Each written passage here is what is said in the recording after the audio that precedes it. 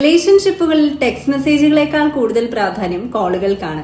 നിങ്ങൾ ഒരു സ്ട്രോങ് കെമിസ്ട്രിയാണ് ആഗ്രഹിക്കുന്നത്, ആ വ്യക്തിക്കൊപ്പം നല്ലൊരു ജീവിതമാണ് ആഗ്രഹിക്കുന്നത് എന്നുണ്ടെങ്കിൽ 3 കാരണങ്ങളാണ്. ഒന്നാമത്തേത്, നമുക്ക് ഇഷ്ടപ്പെട്ട ഒരു വ്യക്തിയെ വിളിക്കുന്ന സമയത്ത്, കോൾ ചെയ്യുന്ന ഒരു സമയത്ത് ആ വ്യക്തിയിൽ ഓക്സിറ്റോക്സിൻ റിലീസ് ചെയ്യപ്പെടും. എന്നാൽ ടെക്സ്റ്റ് മെസ്സേജുകളിൽ ഓഡിറ്ററി ക്യൂസ് ഒന്നും ഇല്ലാത്തത് കൊണ്ട് തന്നെ ഇത്തരത്തിൽ ലവ് ഹോർമോൺ, ബോണ്ടിങ് ഹോർമോൺ ഇതൊന്നും ഉണ്ടാവുകയില്ല.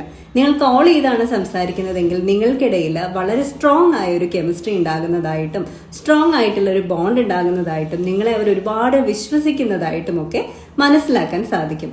രണ്ടാമത്തെ കാര്യം എന്ന് പറയുന്നത്, ഒരു വ്യക്തിക്ക് തന്റെ ഏറ്റവും ഫേവറേറ്റ് ആയിട്ടുള്ള ഹ്യൂമന്റെ വോയിസ് കേൾക്കുന്ന സമയത്ത് ആങ്സൈറ്റി ലെവലും സ്ട്രെസ് ലെവലും ഒക്കെ ഒത്തിരി കുറയുന്നതായിട്ടാണ് പഠനങ്ങൾ പറയുന്നത്.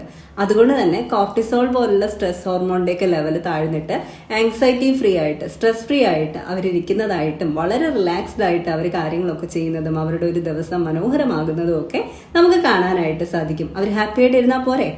മൂന്നാമത്തെ ഒരു കാര്യം എന്ന് പറയുന്നത്, മീനിങ് ഫുൾ ആയിട്ടുള്ള കോൺവെർസേഷൻ, വളരെ ക്ലാരിറ്റിയോടുകൂടി കാര്യങ്ങൾ കമ്മ്യൂണിക്കേറ്റ് ചെയ്യുക, ഒരു ബെറ്റർ കമ്മ്യൂണിക്കേഷൻ നിങ്ങൾക്കിടയിൽ വരിക, ഇതിനൊക്കെ കോൾസിന് മാത്രമാണ് സഹായിക്കാൻ സാധിക്കുന്നത്.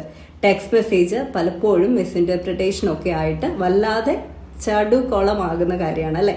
അതുകൊണ്ട് തന്നെ ഒരാളെ ആത്മാർത്ഥമായിട്ട് സ്നേഹിക്കുന്നുണ്ടെങ്കിൽ കോൾ ചെയ്തോളൂ കേട്ടോ.